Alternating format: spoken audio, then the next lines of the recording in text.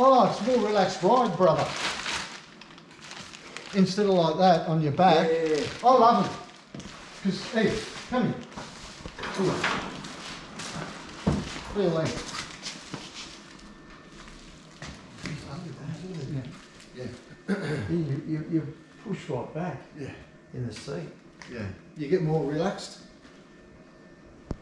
Fuck, that's awesome, mate. Yeah. All right. And grab a hold of your bars. Grab your seat. No, just with your bars, yeah. See? Yeah. You see that? Yeah. Where's your weight now in your back? Yeah. Isn't it? Yeah. Right here. Yeah.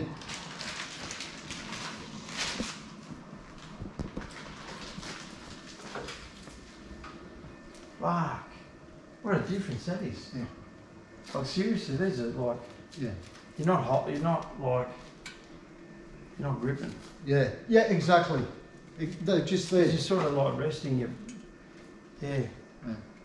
And what I loved about mine when I switched them out, because it's so straight, when you come to counter steering, big corners and that, they're just beautiful. They eat them up.